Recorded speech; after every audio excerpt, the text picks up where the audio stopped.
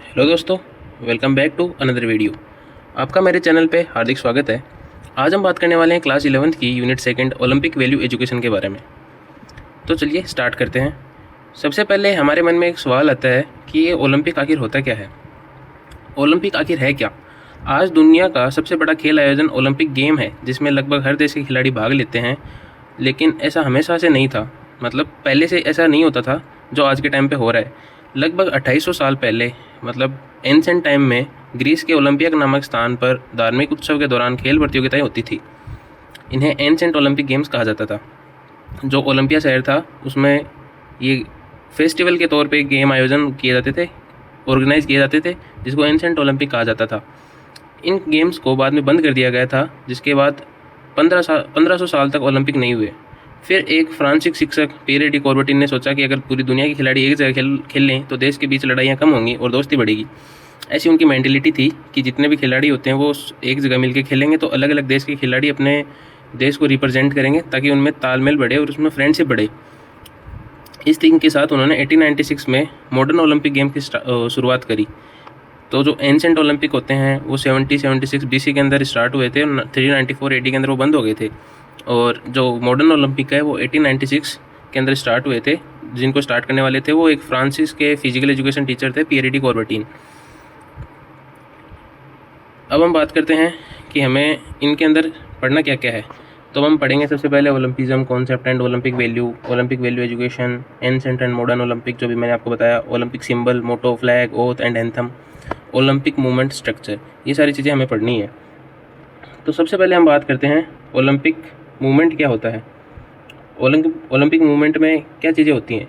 Olympic movement एक international sports movement है जिसका उद्देश्य खेलों के माध्यम से विश्व में पीस, फ्रेंडशिप, यूनिटी, ये सारी चीज़ें अप्लाई करनी होती है, जिसके अंदर मित्रता, एकता, समानता और फेयर प्ले को बढ़ावा देना है।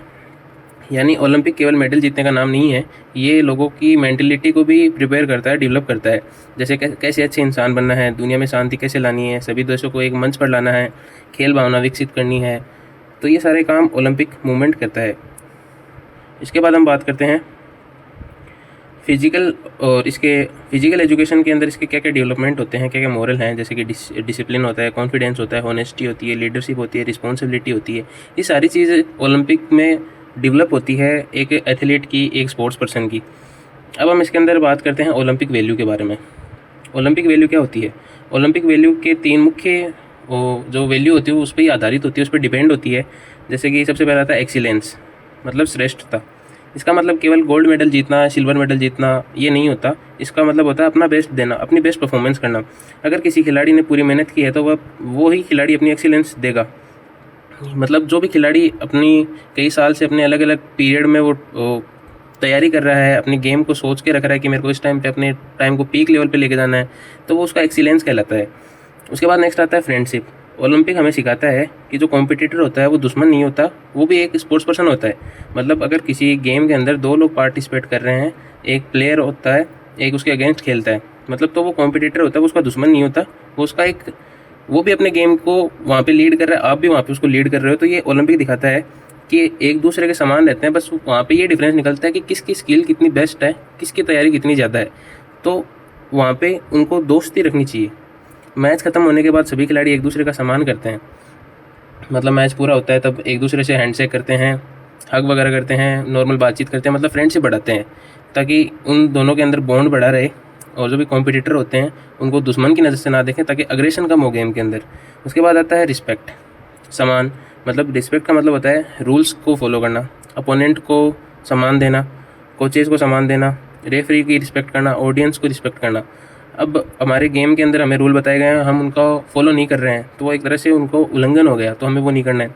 जो भी अपोनेंट होता है उसको फ्रेंड की नज़र से देखना है, वो बस गेम के थ्रू, गेम के अंदर ही इन्वॉल्व होकर खेलना रहता है।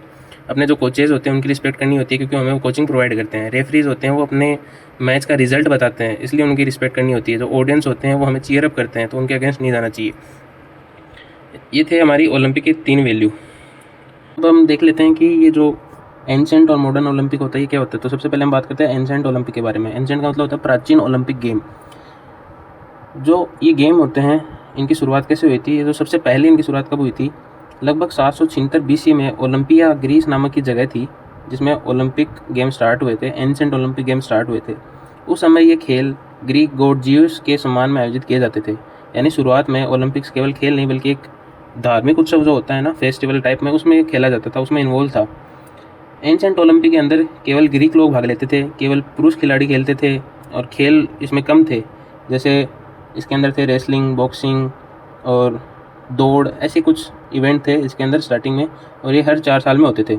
और इसमें विजेताओं को मेडल नहीं मिलता था, एक जैतून की पत्तियों का मुकुट होता था, एक क्राउन होता था जिसको बोलते हैं ओलिव क्राउन, वो पहनाया जाता था जो विनर होता था उसको। एशियन ओलंपिक जो थे वो 394 AD, जिसके अंदर रोमन के जो सम्राट थे उन्होंने इसको बंद करवा दिया था। उसके बाद ये स्टार्ट हुए हैं modern Olympic games. Modern Olympic games इनको स्टार्ट करने वाले थे, जिनको हम आधुनिक गेम कहा जाता है, इनको जो फ्रांसिस टीचर थे, पियरे डी कुर्बटीन, इन्होंने इनको स्टार्ट किया।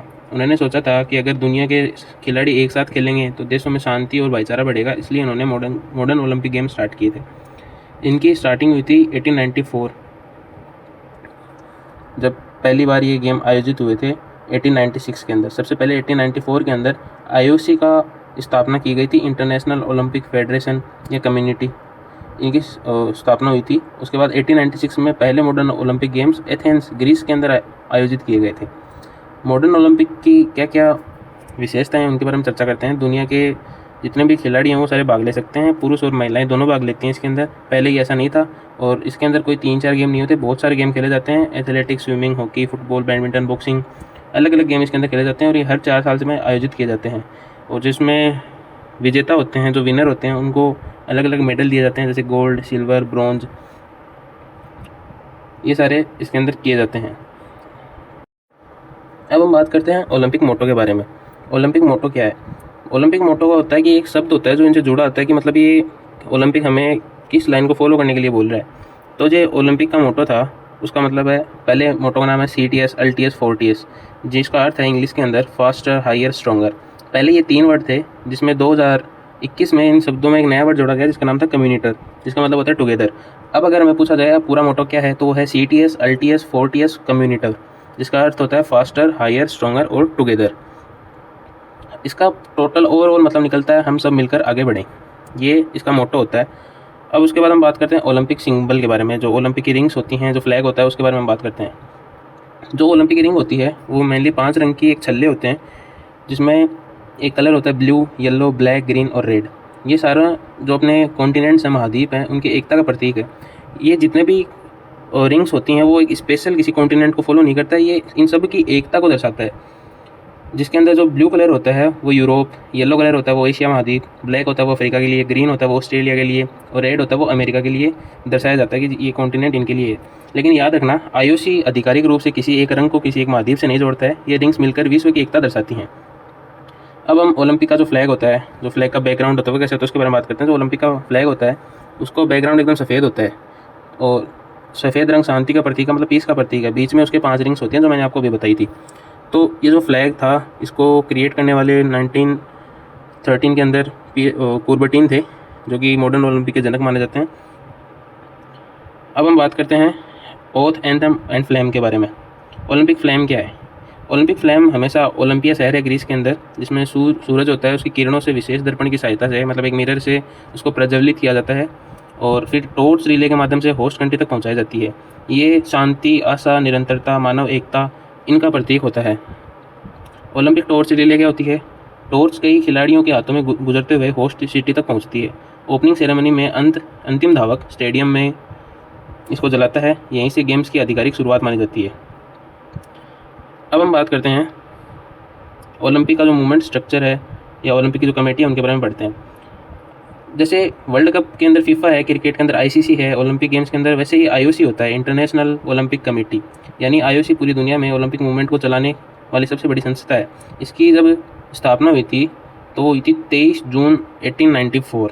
इसके फाउंडर थे पियरे डी कुर्बटीन। इसका जो हेडक्वार्टर है वो लोसाने, स्विट्ज़रलैंड के अंदर है।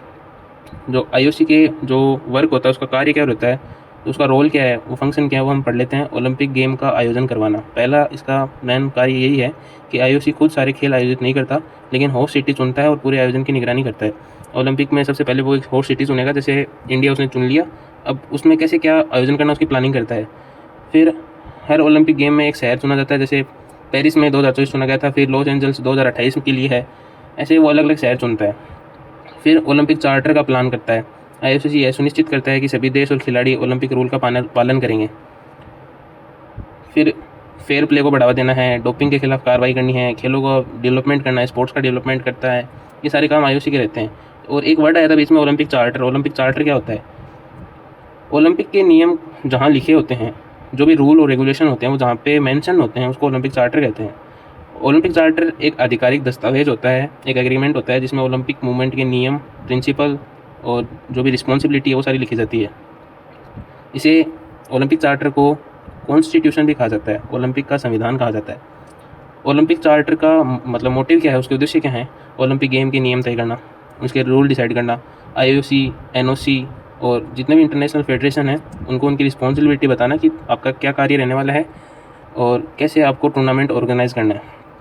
अब हम बात करते हैं ओलंपिक ओथ के बारे में। ओलंपिक ओथ क्या होती है? ओपनिंग सेरेमनी में खिलाड़ियों, जो भी स्पोर्ट्स पर्सन होते हैं, पार्टिसिपेट करने वाले होते हैं, और जो भी रेफरी, अधिकारी, जितने भी बड़े बड़े उसके अंदर लोग होते हैं, उनमें शपथ दिलाई जाती है उनको, जिसका उद्देश्य रहता है कि नियमों का पालन करेंगे, ऑनेस्टी से गेम प्ले करेंगे, डोपिंग नहीं करेंगे, और जो कि खेल भावना है वो बनाए रखेंगे, और जो भी विरोधी अधिकारियों का सभी का सम्मान करेंगे, इक्वलिटी रखेंगे। तो ये एक ओथ दिलाई जाती है उनको। फिर ओलंपिक एंथम होता है। ओलंपिक एंथम एक उनका गीत होता है जो सेरेमनी, ओपनिंग सेरेमनी और क्लोजिंग सेरेमनी के दौरान उसको बजाया जाता है। ओलंपिक फ्लैग होस्टिंग के बारे में चर्चा करते हैं। ओलंपिक फ्लैग होस्टिंग क्या होती है? ओपनिंग सेरेमनी में ओलंपिक फ्लैग फहराया जाता है, और क्लोजिंग सेरेमनी होती है, उसके अंदर इसको वापस उतारा जाता है। होस्ट सिटी को ओलंपिक फ्लैग सौंपा जाता है, और ये सारी एक ओलंपिक की परंपरा है, एक ट्रेडिशन है। अब हम बात करते हैं, वर्ड आया था डोपिंग। डोपिंग क्या होता है? जब कोई खिलाड़ी अपना प्रदर्शन मतलब परफॉर्मेंस बढ़ाने के लिए किसी विशेष मेडिसिन या किसी एक ऐसे पदार्थों का सेवन करता है तो उसे डोपिंग कहते हैं। मतलब अपनी फिजिकल वर्कआउट के अलावा वो कोई भी अलग से मेडिसिन, कोई भी इंजेक्शन अलग से अपनी बॉडी के अंदर इंक्लूड करता है तो उसको डोपिंग कहा जाता है। डोपिंग अगर आपने करी है और पकड़े गए तो उसके अंदर क्या होता है, आपसे मेडल वापस लिया जाता है और उसको सस्पेंड कर दिया जाता है ओलंपिक के अंदर से, और फ्यूचर में आने वाले जितने भी टूर्नामेंट होते हैं वो खिलाड़ी वहाँ पे नहीं खेल सकता। फिर इसके अंदर हम बात कर लेते हैं कि ओलंपिक कितने टाइप के होते हैं, कौन कौन से ओलंपिक होते हैं। तो उसके अंदर सबसे पहले आता है एक, वो पीडीएफ के अंदर तो मेंशन नहीं है, लेकिन मैं आपको बता देता हूँ कि समर ओलंपिक गेम्स होते हैं, विंटर ओलंपिक गेम्स होते हैं, यूथ ओलंपिक गेम्स होते हैं और पैरा ओलंपिक गेम्स होते हैं। समर ओलंपिक में जैसे बड़े बड़े गेम्स होते हैं, एथलेटिक्स, स्विमिंग, हॉकी, बॉक्सिंग, ये सारे गेम आते हैं समर ओलंपिक के अंदर।